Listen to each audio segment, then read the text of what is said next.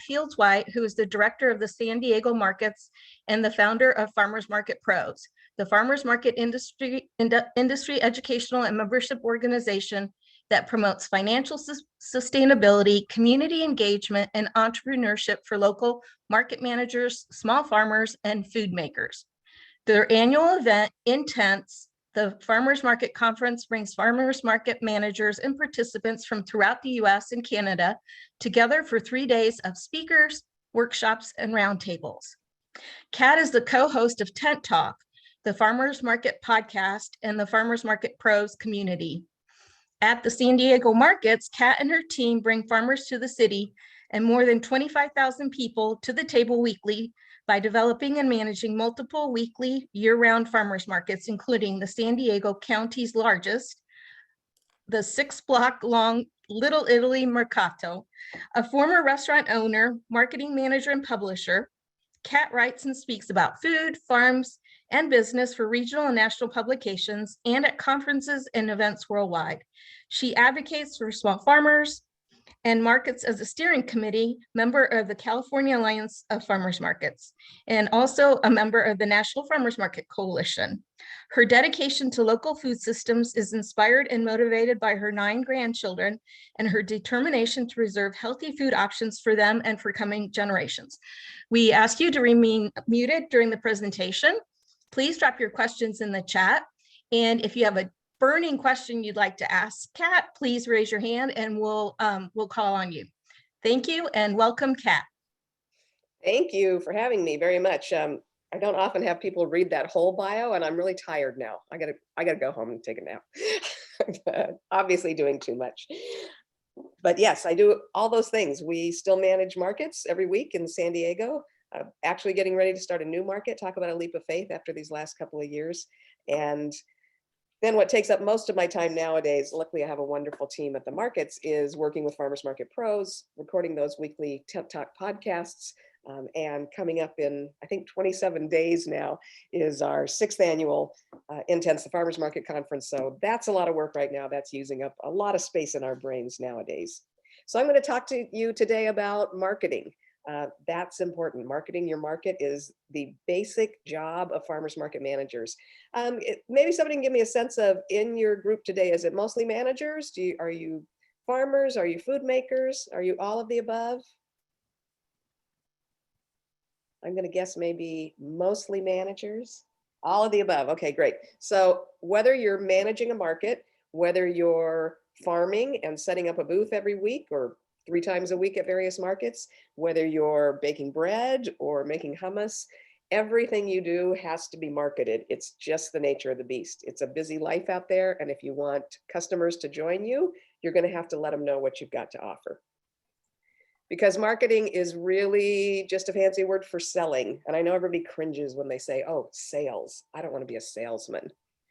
But truly, selling is just letting people know about the opportunities that are out there to make their life better. So you've been selling your whole life, and so have I.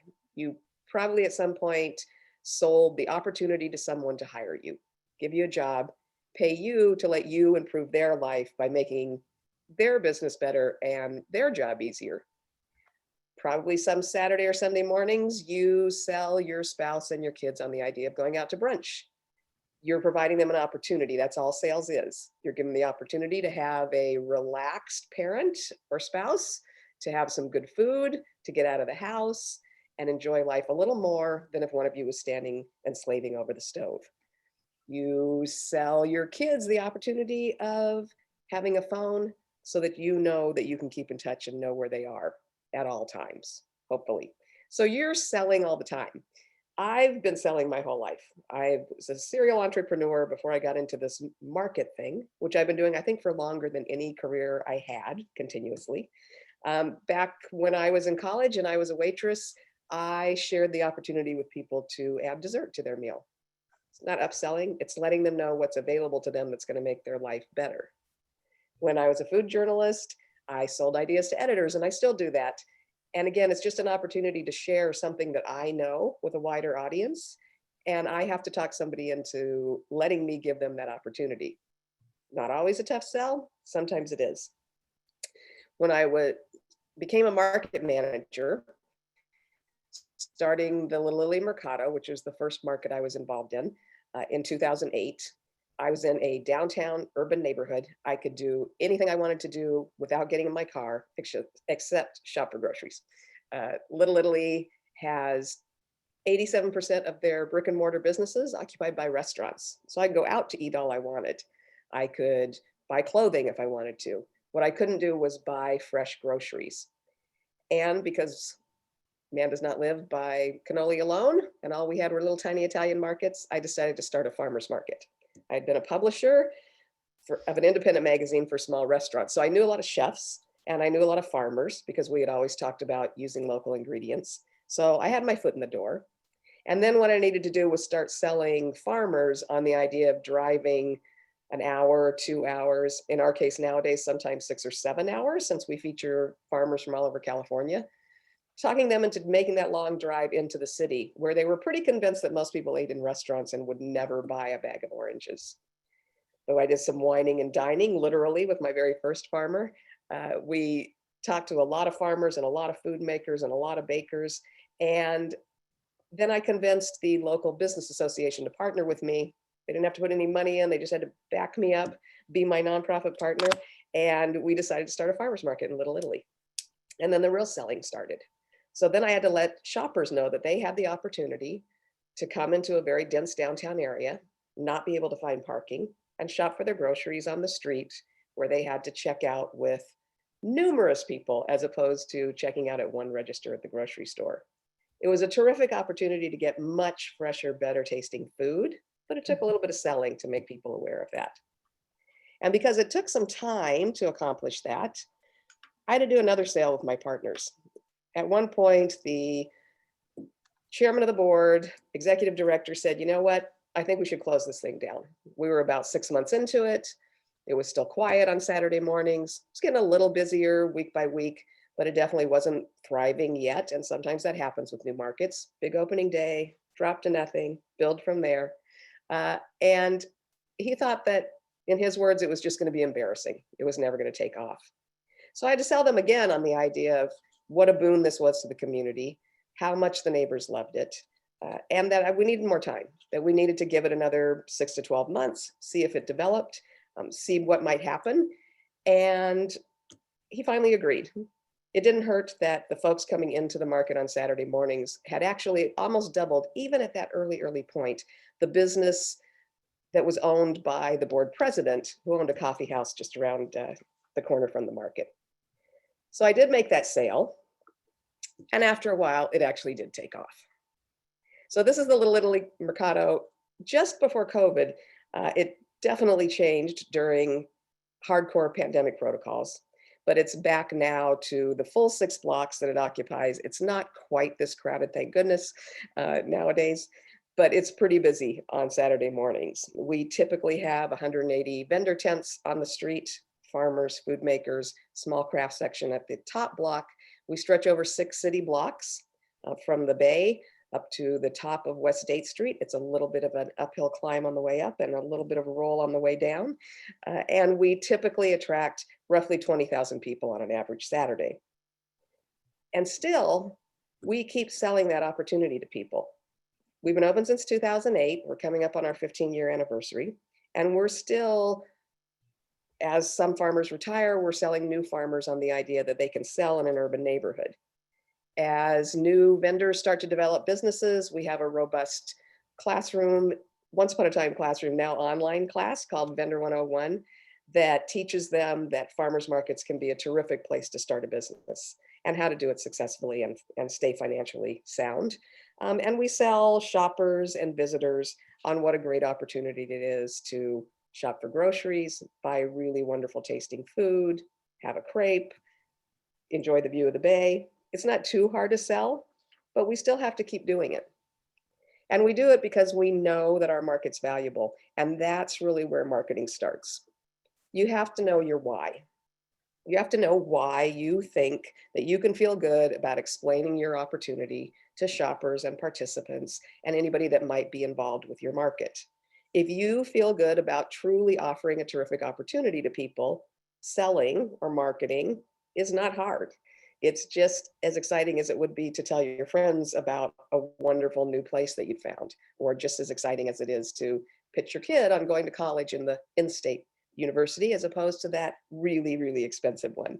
You've got to know your why. You've got to be convinced that what you're offering people is the best thing for them, not just for you, but as a win-win situation.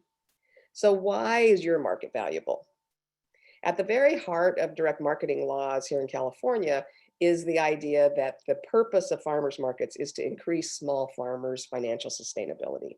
And I really take that to heart, and I extend it not just to small farmers, but to small food makers, the businesses that we have throughout our markets. Selling direct to consumer is definitely a more financially sustainable approach than wholesaling and letting someone take the top off of your price. I'm really convinced about that. And I have talked to a number of farmers all over the country, in the UK, around different areas of Canada and the rest of the world. And I know that there are longtime family farms where the next generation has changed the economy of how the farm works, put aside having the day job that supports the farm to really focus on direct to consumer marketing. And it's made a huge difference in whether or not people can stay on their land. And that to me is the strongest why there is. Promoting small businesses in general is a heart project for me. I've been a small entrepreneur most of my life in one business or another. And it's important to me to help people find their place in the world of owning a business and really being responsible for what you're selling and who you're selling to. And by extension, as you grow, oftentimes giving other people the opportunity to make a living through employment with you or through partnership. So that's an easy thing for me to sell. Having a community gathering place is terrifically important. The first market I started, again, is in a very dense urban area, and most of the neighbors didn't see each other very often. They were in mid-rise apartments, they were in condos that were up high. Saturday mornings, they tended to just stay inside. There was no good central gathering point where you could see the neighbor that you might live 4 doors down the hall from, but you just never ran into them. So community gathering is amazing, and farmers markets of all sizes and shapes, I know, embrace that is one of the most fun things about what we do. So selling people on the idea that they can see their neighbors, that they can meet up with their grown kids and have a shopping day, it's a terrific way to meet people and get together. It can't be the only reason. And we explain this a lot to developers and people that want to start new markets in places that might not be terrific for the farmers.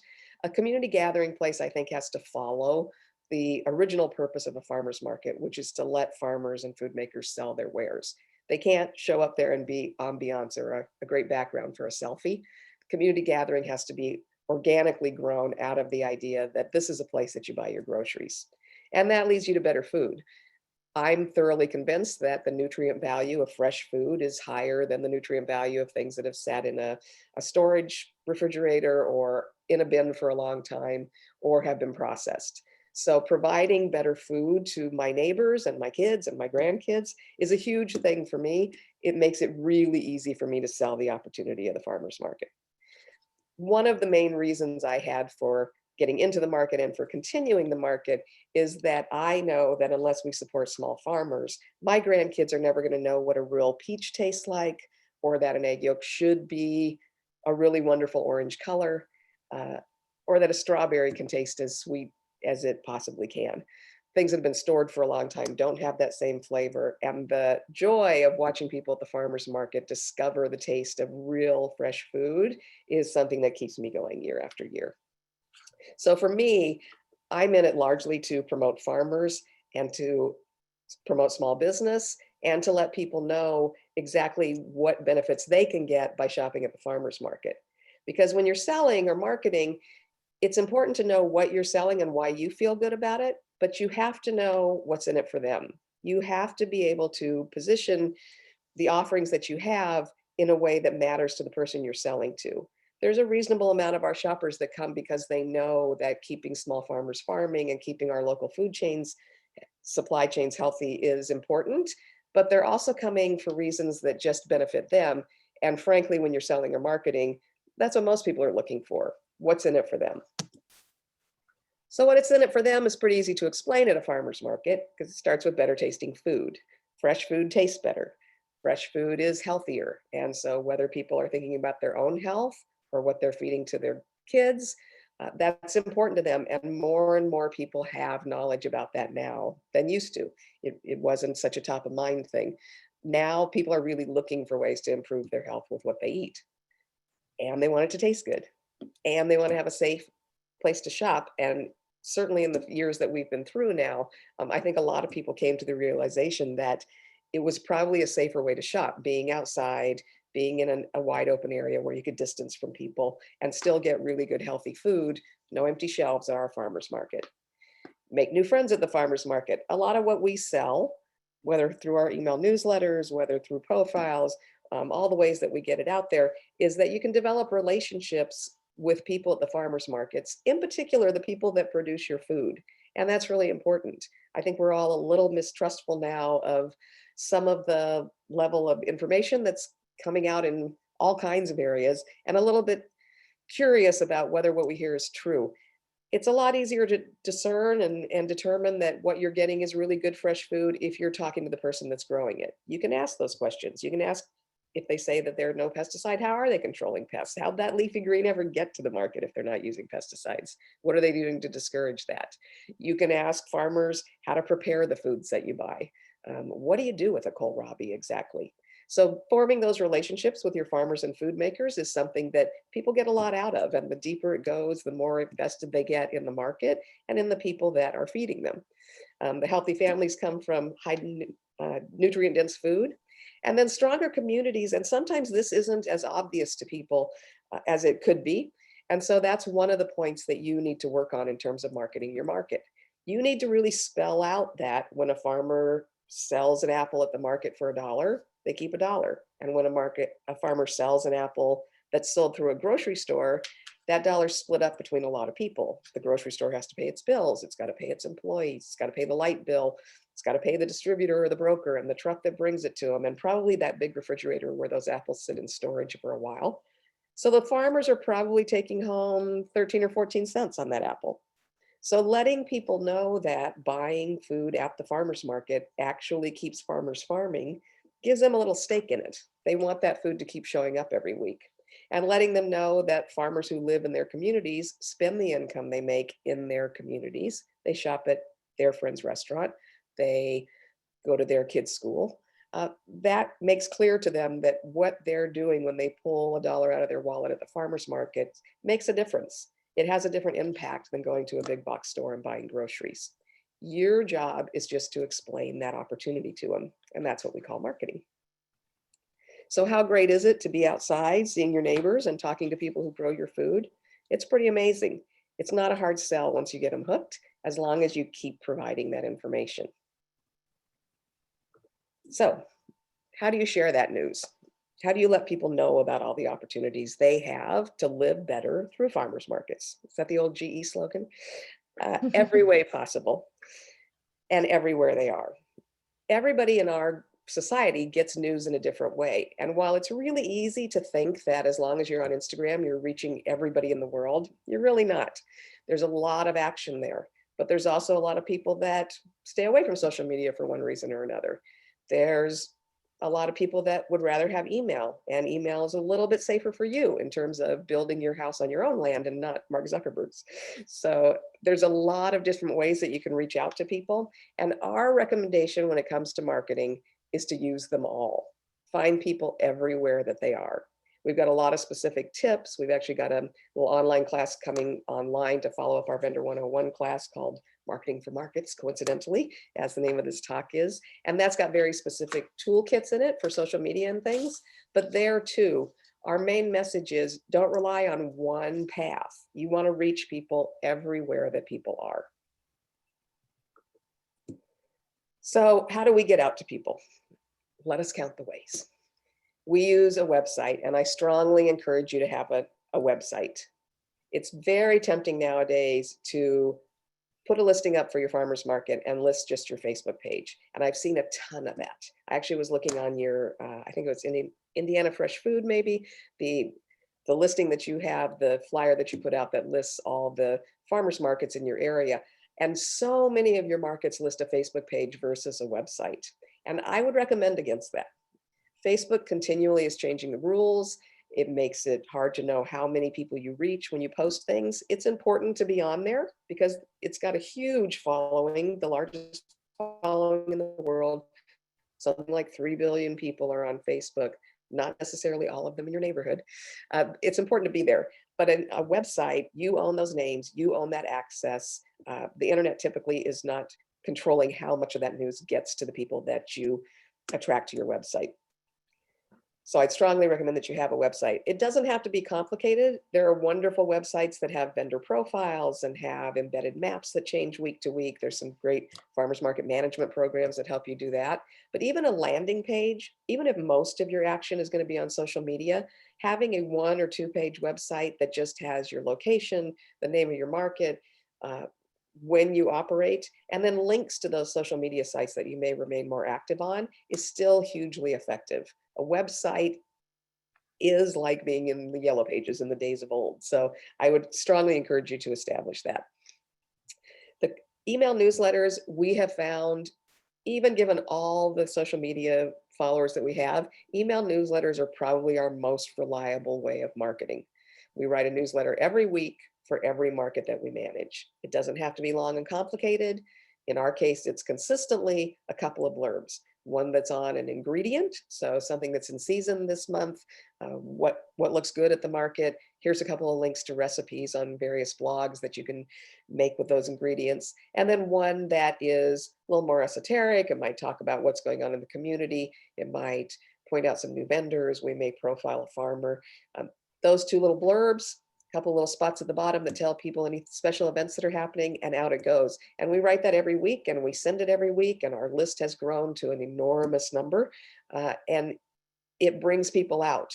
Nowadays, still to this day, we do see people coming out and looking on their phones, but we still see people who have printed out the email newsletter and are walking through the market looking for the ingredients listed in that recipe. It's a really solid way to keep people coming and to keep control of your contacts, unlike what happens on social media. Not to say that social media is not important. It is important. You need to be there. It's another form of yellow pages. People will look for you on Facebook or Instagram, and certainly people in a certain generation will write you off if you're not there. So a consistent posting on social media is important. We post every day because of the way the algorithms work and the way that that expands our reach. But even if you're just posting consistently once or twice a week, please make it on the day before the market. You will get a following, and that will gradually build. So it's important to be there. There's a variety of things that you can put on there. Pictures that your customers take, pictures that your farmers take. That's a beautiful thing about social media, is it's a spider web of sharing. So whether you're generating new content or sharing what other people do, you're getting it out there.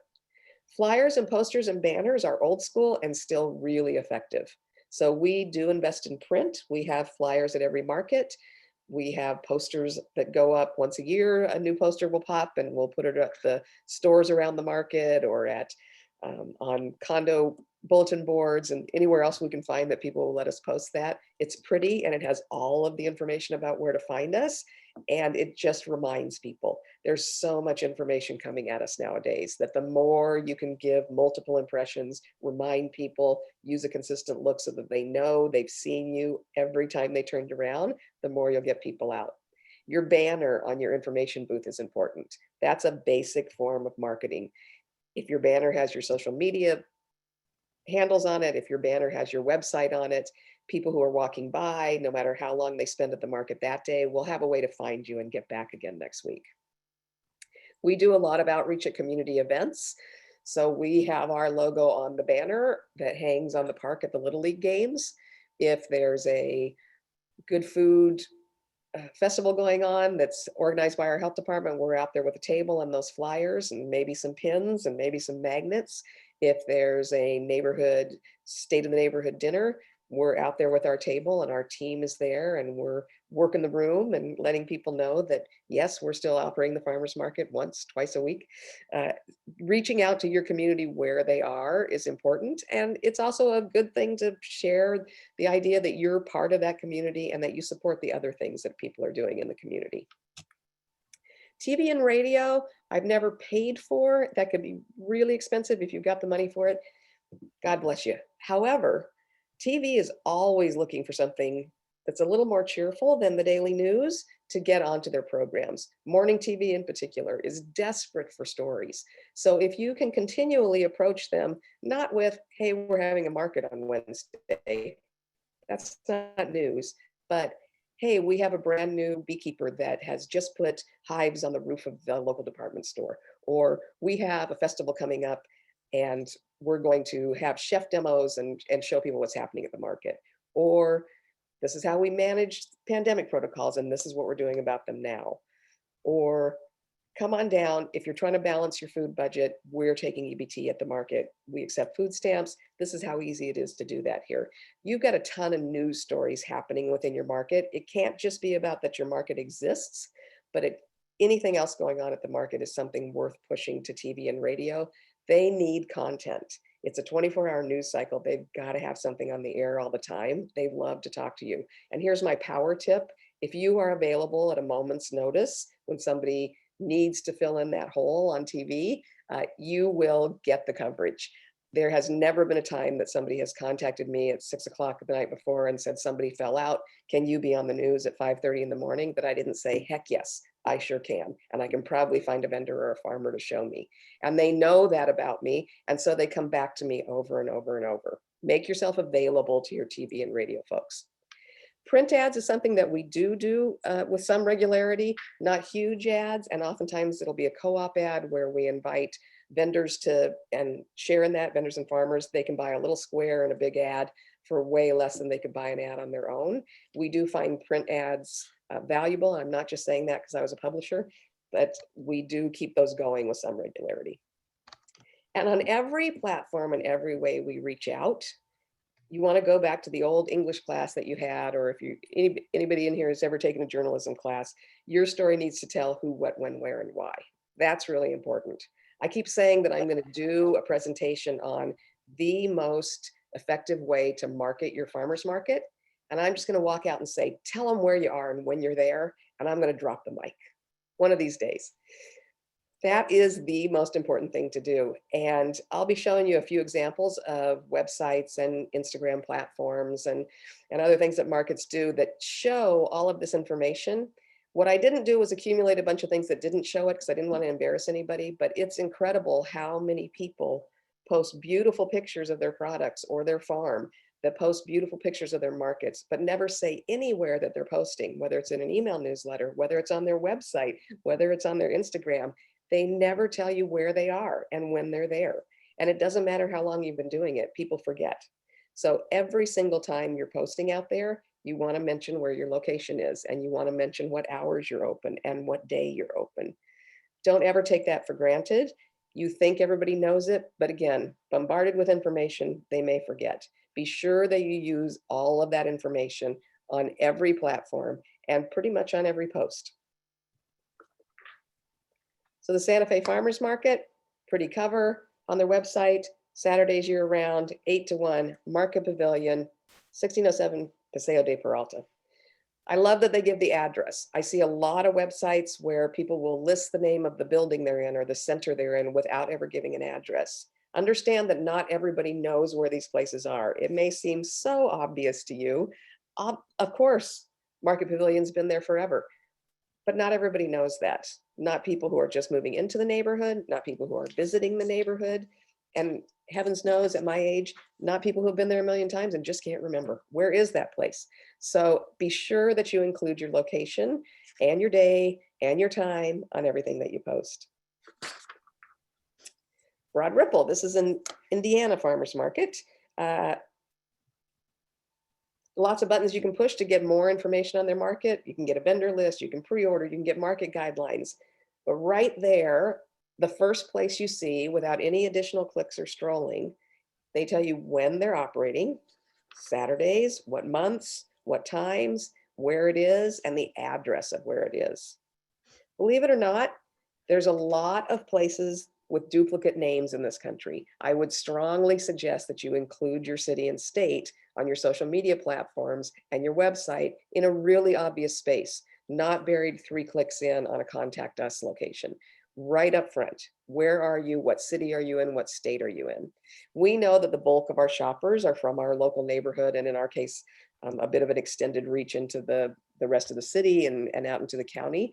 But there's a tremendous amount of people visiting, and they may be visiting for months and months and months. So they're going to need to buy groceries every week, and they don't know how to find the markets in the place that they are now. There's people that have just moved into your town. They don't know where to find the markets where they are now. And if you don't list your city and state, you will not be the one that they find.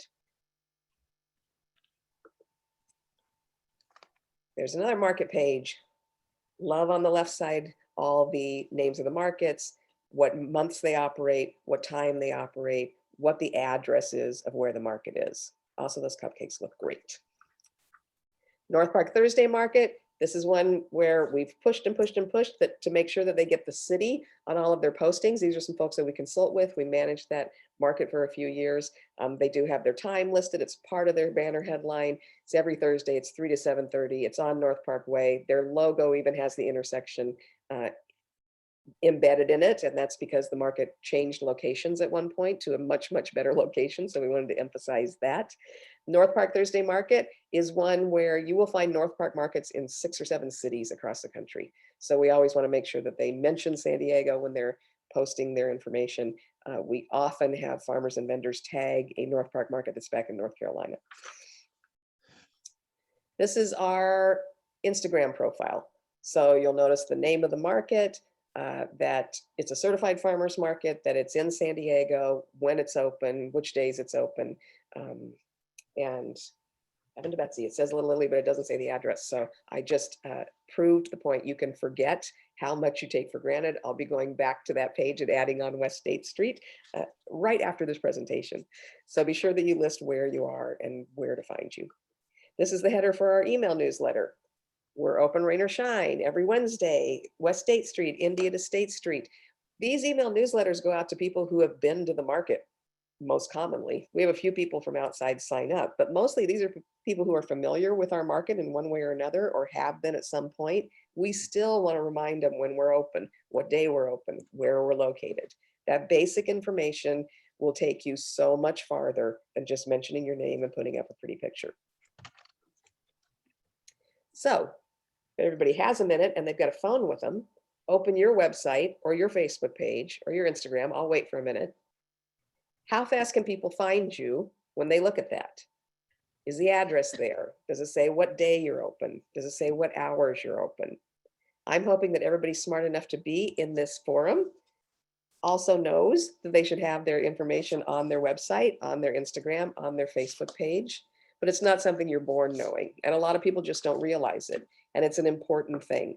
Tell them everything about you. And then for heaven's sakes, tell them how to get to you, to buy all those things, to take advantage of all those opportunities that you're offering them. So it's kind of a lot of work, keeping all that stuff up to date, keeping a website vital, keeping a Facebook page active, posting on Instagram at least a couple of times a week so that Instagram still exposes you to the people that have followed you. It's not something that just happens. Somebody has to devote time to it. That means money for somebody's salary. Sometimes it means money for webmasters or web hosting or any of the things that you have to do to keep going. But it's important. And it's not important to do it just once. That's the thing about marketing. It's not like some of the other tasks that you have where you say, once I get this thing printed, it's done. Once I get these water bottles printed with my logo, they're done. Marketing is something that you're going to have to do for just as long as you want to keep your market thriving. It's got to be done every week, every day if you've got the time, year after year after year. I was recently speaking to a group of Chamber of Commerce folks, and a woman commented that she wasn't seeing the vitality at their market that they used to. We started talking about marketing and how much marketing they did, and did they have an email newsletter, and were they running things on social? And she said, we don't do much of that anymore. Everybody knows where we are. We've been open for 6 years. And that's just not true. People change, they forget, they get bombarded with all the information and events and opportunities coming at them, and they will simply forget about you. They'll get distracted and say, oh, I'll get back to that in a couple of weeks. And then something happens in a couple of weeks, and then the car breaks down and they go somewhere that's a little closer, and they forget about you. So you have to keep talking to them. If you look at this Instagram profile from Grow New York City for their Union Square Green Market, that's a market that's been in existence for 26 years. They have 88,000 legitimate followers, not spam bots, following them on Instagram. They still send out a newsletter every week. They still post to that Instagram every day. You would think with 88,000 people following you, it would be logical to say, oh, they know where we are. Why would we keep marketing?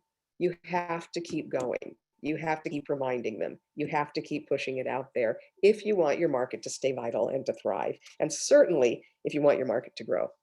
We're coming up on our 15th anniversary, and either I or a member of my team still writes a newsletter that goes out the day before every single market, whether that's 2 markets a week or 3. That's a lot of emails. It's important.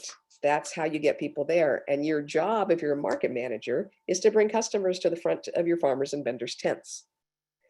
Vendors have their job to do too. You've got a few secret weapons when you're doing marketing. One of them is consistency. You are constantly posting, putting an email newsletter out there, getting the word out any way you can. You're using multiple platforms, every possible way to reach people where they are.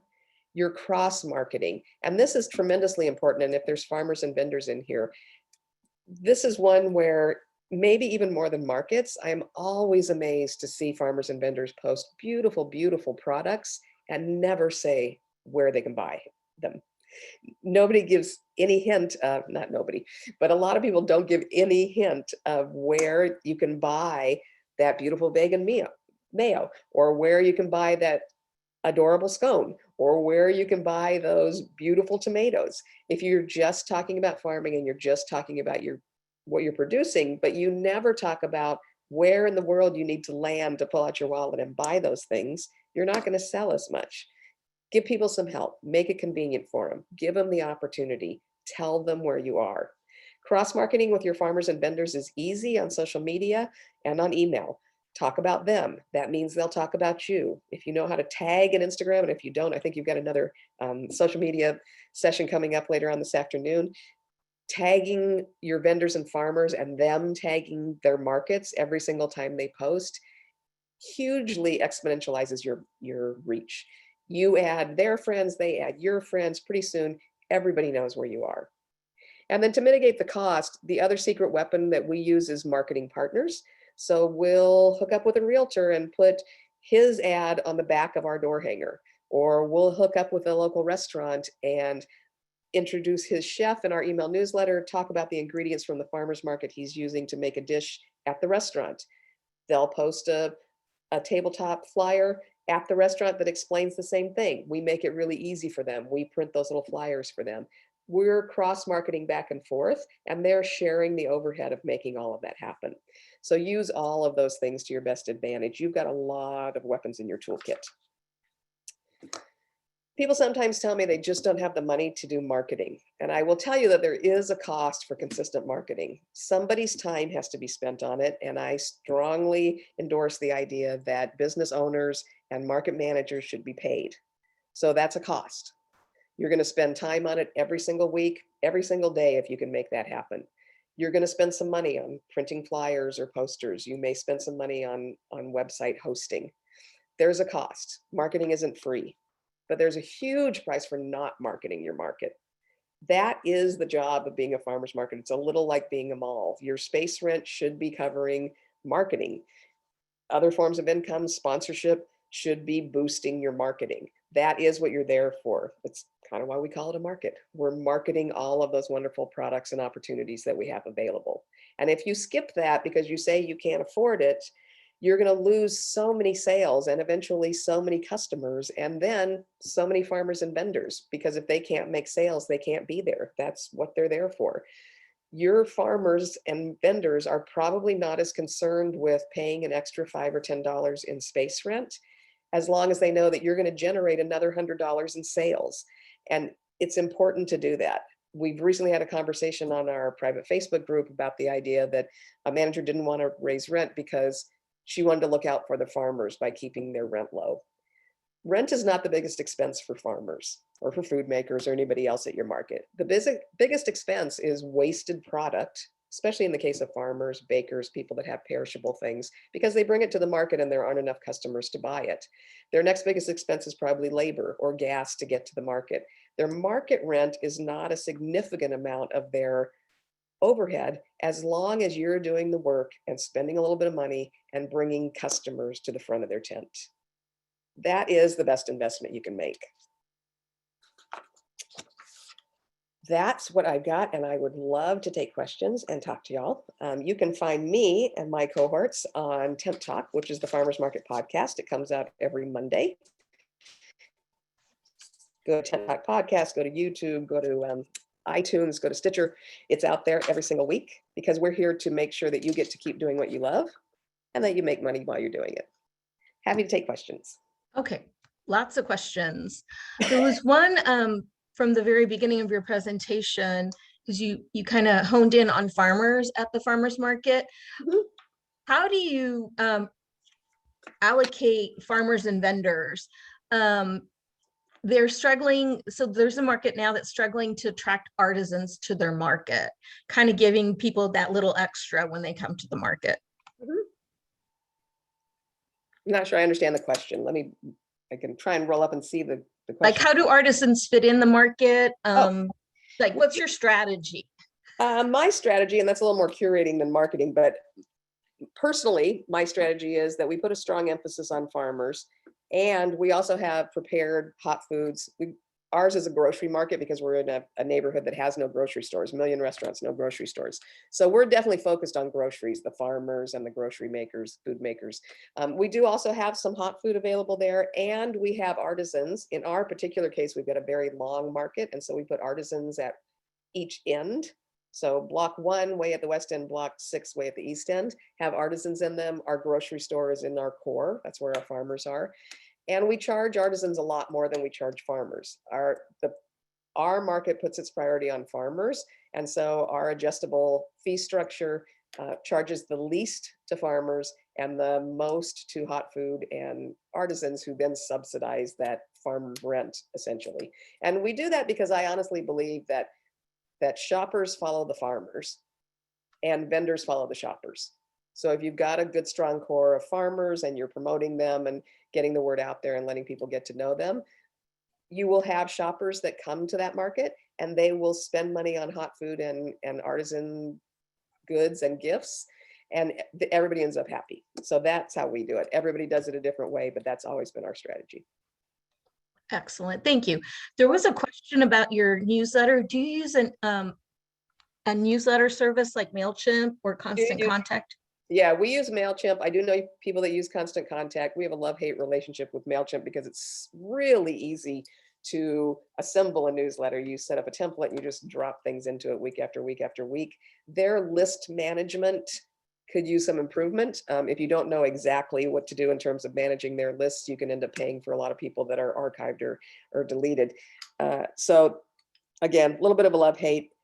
We've got a list though that's almost 15,000 people, and I think our fee for them is $110 a month. It's really, in the overall scheme of things, it's not a crazy amount of money. If you have a much smaller list, I think it's under 2,000, maybe 2,500, you can actually use MailChimp for free. It is a really easy service, and most importantly, for us in California in particular, because it's a very litigious state, but everywhere is getting more and more focused on this, is it will solve any problems that you might have with canned spam. So they do manage your contacts so that if somebody opts out, they really get out and you're not sending them spam, which is illegal. You can end up with some serious penalties for it. So they're really good about managing that kind of thing and getting it out there consistently, and it really makes it easy. Thank you. There's a question about Instagram. So you can have Instagram and Facebook business sites. Right. The question is, because you can have a regular Instagram account and have creator profiles. I'm sorry, I'm not into Instagram. So you could do Really, so like your business pages. You don't want to be posting for your market on your personal account. You really want one that's focused on business. You want it to have the name of your business. Not sure. Let me see if I can find that question and see if I can understand what the question is. Yeah, because on your personal, you have like reels, you have more, you can add more music to it. It was Gina who asked the question. Yeah, so a standard business account does not offer quite the variety of things that a paid business account would, but we use just regular business accounts. We've got a huge amount of followers and we do all kinds of crazy things. We do not do as many reels as we should. I know that's a way to push the algorithm now. On our Farmers Market Pros page, we actually do have the most brilliant memes ever that come out every Friday that my team member Justine does. They're funny. They get a lot of traction. But yeah, creator accounts are important. Again, I think you've got a presentation this afternoon that's focused just on Instagram. So I didn't go too deeply in terms of toolkit stuff on Instagram. But yes, there are advantages to a creator account, but there's a lot that a typical business account can do. The big thing that we like to point out is do not do this on your personal site. If you're a farmer and food maker, people want to see a little bit about you. They'd love to see your family and things, but if most of your posts are family oriented, or if it's political, or if it's posting about your truck and not posting about your products or talking about your markets, you won't gain the traction with the people following you that will actually show up at the market and spend money. So keep that account, do all those things, but get yourself an Instagram account. They're free. Facebook account, they're free. That has your business name attached to it and that focuses on your business, on your products, and specifically on where you are. Thank you. There was a subsequent question about how many posts per week, and I think you touched upon that. We post once a day. So, and it's a lot. I mean, it's a lot of work. So we actually use a service called Later, which so you can go on there and you can organize your posts for the week, and then they automatically will pop them up one day at a time. There's certain things you can't do on that kind of platform. So we still go in occasionally and just post directly to Instagram, but we do manage it that way because we've got multiple markets and the Farmers Market Pro site. So we've got a lot of Instagram accounts that we're managing. So we do use Later, but if you're just posting to Instagram, the idea is once a day will get you much, much farther than any other level of posting. 3 times a week is great as long as you're consistent about 3 times a week. If you're not posting every day, I always encourage you to post the day before your market. That's when people need the best reminder that the market's coming up, and then post the day of your market. And the day of your market, you can make it really easy for yourself by just reposting to your stories anything that comes up that tags you or mentions you. So you can keep that market day account really active by just popping up everything that you're tagged in. Okay. We also have a question about merch. And the question is it common to have marketing items printed like in bulk? So like bulk bags, bulk t-shirts, and then to sell them and make profit to build marketing dollars. How do you do that with your markets? With our markets, we do reusable shopping bags. We've done those forever and ever and ever. And we do for us, what we've done is we've always featured a really good quality insulated shopping bag. And that sells for, I think, $15. We have introduced some cheaper bags recently that we use. It's tough to make money selling bags. The insulated ones work well. Canvas ones don't, because you can buy them for $1 at Trader Joe's or Kroger or any of those places, because they're buying them in the millions. We're buying them, and we're buying a fair amount because we've got a really big market. But if you're buying in small quantities, it's tough to get a profit margin on there unless it's a really well differentiated bag. T-shirts you can probably make money on. I won't swear to that today, only because the supply chains for fabric has gotten tough this year. I imagine it'll eventually come back around. We do print T-shirts. And one of the things we do with T-shirts is we will take some sponsorship money and we'll print enough T-shirts to give to every farmer, vendor, artisan, food maker, everybody who's in our market. We encourage them to wear them, even to other markets and out and about in the community. We do giveaways with our customers because for us, T-shirts can bring in a little bit of money. We try to sell enough to maybe cover the base costs, but what we really want to do is get people out there wearing them so that people know where to find us. That's great. We also have a question like, do you create a marketing plan or schedule for all that you talked about? We do. Yeah, absolutely. We have first part of the year, or for us, usually it's actually the middle of the year because we start a fiscal year over. But we're spending time kind of laying out what we're going to aim for. And then once a month, one of our meetings is a marketing meeting. And so we go through what's working, what's not working, new ideas that people have seen that might be fun, that we might keep going. And I'll tell you this as somebody at this point who has a team, it used to be just me. And even when it was just me, I would kind of have a meeting with myself once a month and say, which of these marketing programs is working, which ones are taking more time than I think they're having return in terms of effect, what's a new idea I could do, who could I go to help me pay for all this?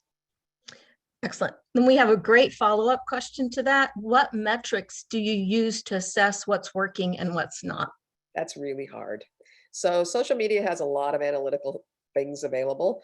And Justine, actually, that works with us on our team, reports back to me on that. I don't even have to dig into it. It is worth spending some time to learn. Some of it's gut. So when I see people walking around the market, clutching my newsletters and buying ingredients, I know that's working. We give out sometimes at community events a specific flyer or a specific gift card or promo card that has a design on it that we know relates to that event. So then if we see those turning up at the market, we can tell that that's where that's coming from. Facebook has analytics, your website has analytics. It'll show you how many people are tapping in there. Your email newsletter programs like MailChimp and Constant Contact will show you how many people opened it. Generally, that's some indicator of how well it's working. If they're opening it and still not responding, that's tougher to call. But some of it's instinct and some of it's really looking at the numbers and kind of embedding things that we know people will ask for, that where we can see if they're reading it. I have a question. Do you like co-brand with any partners?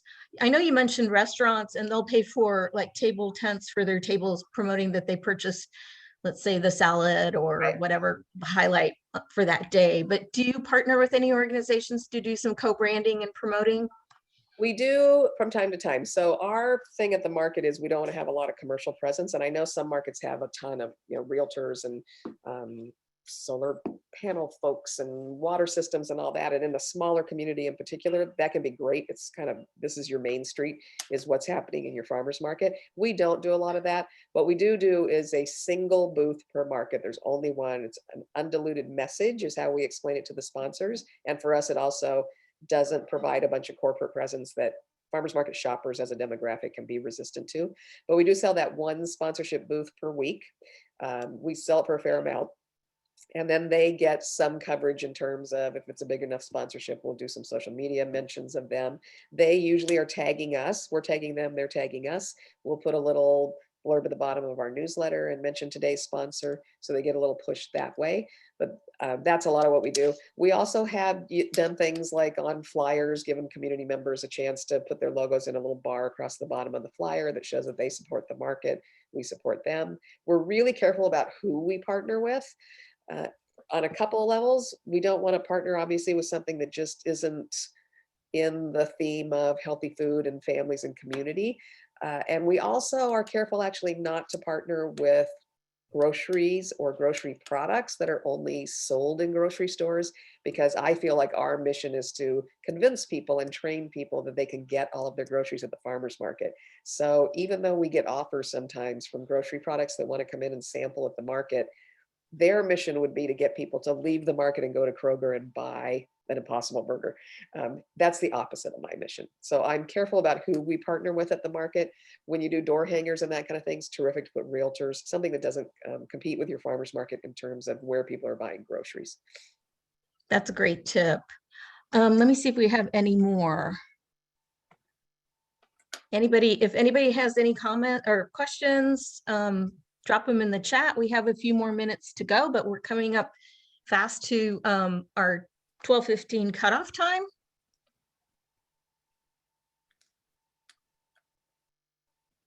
I think we've overwhelmed them. Yeah, I think I've gotten all the questions. They were really good questions in the chat. Yeah, I'm looking at the, and excuse me for ducking off screen, but I've got another screen. I'm looking at the chat real quick to see if there's anything we missed in there. I guess just circle back around to that artisan question, because sure, for smaller communities, and you have like a set number of farmers and maybe not necessarily food vendors, you kind of want to bring in the artisans. How do you manage? I mean, how do you approach that? How do you approach bringing in artisans? Yeah, do you like to focus on different types, like vendors? Yeah, in terms of our criteria for artisans, we're still looking for, and we tell people this, that we are looking for people that are local. So in keeping with our emphasis on local foods and local farms, when we're looking at artisans, we want people that are producing their own art and they're selling it themselves.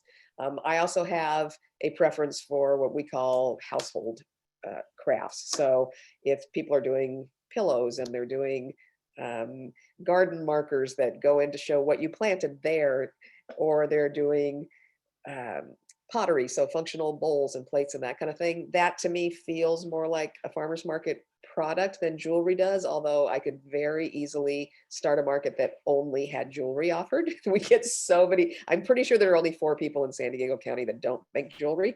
So we get a lot of applications for that, and we do have a few people doing that. But my preference is for household, or maybe what you can call grocery artisans, so handmade soap, things that are used in the home, things that you might find in a grocery store, like greeting cards. Those all, to me, fit very well into farmers markets. That's excellent. I do have a question. What is a typical sponsor daily fee? Like, what would you charge? So like for a booth for one day for that market? So it depends on the market. I will tell you that the Little Italy Mercado market has extremely high booth fees, and comparatively, we farmers and vendors stay in there for over a decade, many of them, and for long. So it obviously, in terms of a percentage of sales, is not that high, but it's a fairly high booth fee, ranging anywhere from $25 to $80 for farmers, depending on the size of their space, and then on up to $145 or $50 for artisan. For a sponsor at that market, we typically charge between $1,200 and $1,600 for their booth, depending on whether it's a local business or a corporate business. So we had Southwest Airlines there right before the pandemic. They took 4 booth spaces and they paid $1,600 per booth for those spaces, which was great. Paid my market match for a really long time. So that was really good. So typically I would charge, depending on what you charge for a booth space for a regular farmer or vendor, I'd say you want to look at anywhere from 8 to 10 times what a normal booth space is what you're going to charge a sponsor. They're there to help you raise funds to support the market. They're there not as necessarily a business that would relate to your everyday operations. At our weekday markets, depending on the traffic, depending on the day of the week, how big the market is, how well established it is, we've typically charged anywhere from $250 to $400 for a sponsorship space. I have a question. The smaller markets here are really struggling, especially in light of COVID. Some are small neighborhood markets. Do you use social media to recruit vendors? Or Absolutely. Yes, we do. So we do a bunch of things to recruit vendors, especially at a small market. We're getting ready to open a new market now. It's definitely in a less busy neighborhood than Little Italy. I expect it will eventually be fairly busy, but it's brand new. So for one thing, we run a robust Vendor 101 program. And so not only us, but other market managers send people to that, and we find vendors there. We list that class in our email newsletters. We have it on A-frames at the market saying, you want to be a farmer's market vendor, here's the QR code, go take this class. We put signs at our info booth saying we're looking for vendors for this new market, or for this market. Certainly rebuilding after COVID, for the first time in 12 years, we had to actually actively recruit vendors for the Little Italy market, which had been full for years and years before COVID, but we lost a lot of folks just through attrition, going out of business, having to stay home schooling their kids during COVID. So it was definitely a rebuilding process. But when we're starting a new market or for a small neighborhood market, I do all of those things to get the word out. The other things you can do is go to, I don't know if you guys require commercial kitchens. If you require a commercial kitchen, then talking to rental kitchens is a really good way to find new vendors. Going to other kinds of events is a good way to find new vendors. I had something on the tip of my mind that has flown away, but I'll come back to it. But all of those things talking to your current farmers and vendors is the best way to find new vendors. If you're doing a good job of bringing people to the market in terms of shoppers, letting your farmers and vendors know that you're looking for new people can be a really, really effective way to get that. And on new markets in particular, we often put a bounty on those new farmers and vendors. So if a current vendor or farmer brings somebody new to the market, another farmer or vendor, and that person has to stay for 12 weeks typically, just so we know they're sticking and they're not just collecting bonuses. But we will give the kind of a finder's fee of a free month's rent to an existing farmer or vendor that brings in somebody new. That's great tip. Yeah, There was one last question. Do you receive support from the city with your market, like closing streets and market setup? we Or, don't. No. okay, Okay, so we receive help from the city in terms of them towing cars off of our lot. And we get a permit to occupy the street, which costs us a lot of money. Having PD tow cars that are in the market space also costs us. We pay them for it. So when you say, do I get support? They do things that we need. They don't pay for any of those things. And then we set up our own barricades and traffic control and all that. okay, that sounds great. Well, we're right at, oh, there's one last question is, any I'm- advice on recruiting volunteers?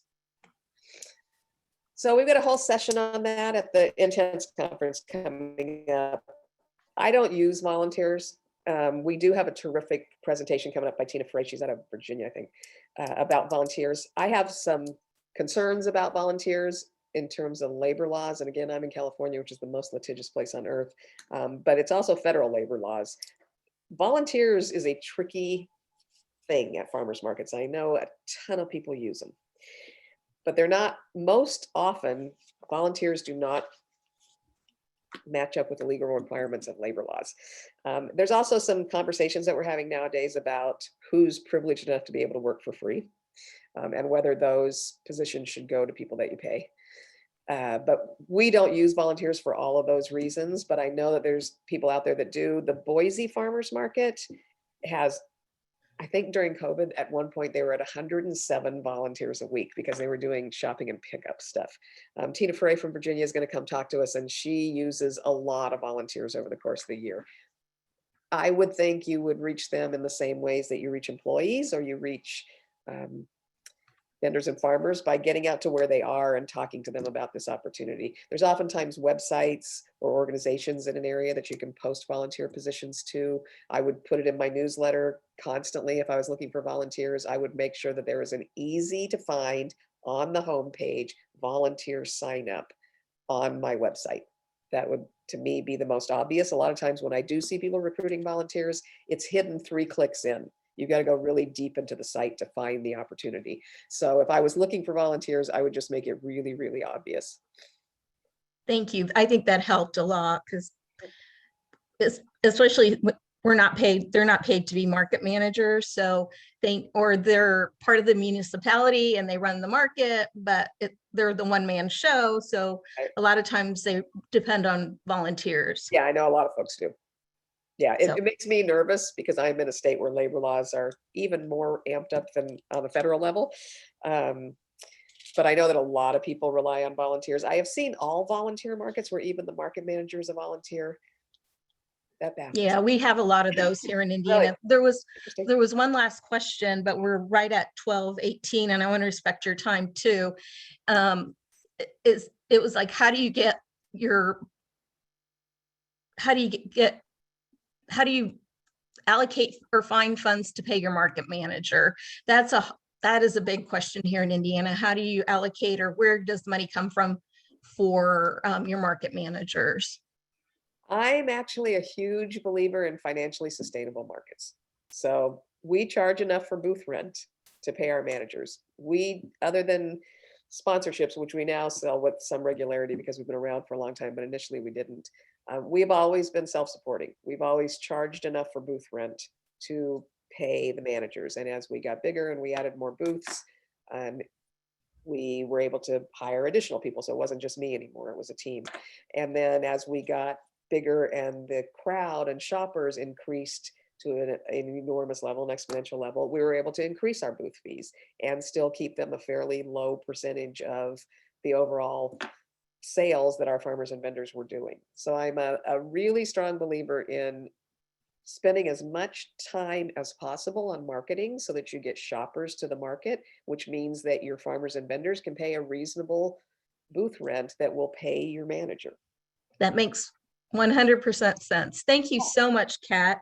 We're at 12:19 and lots of great comments, and you were phenomenal. And I'm going to look forward to your conference coming up in March. Oh, good. Yeah. Anybody that's, we're still taking registrations. You can attend virtually, or I think we've got some in-person seats still available. I suspect we will sell out of in-person seating. We're keeping it a little bit spaced out this year for obvious reasons.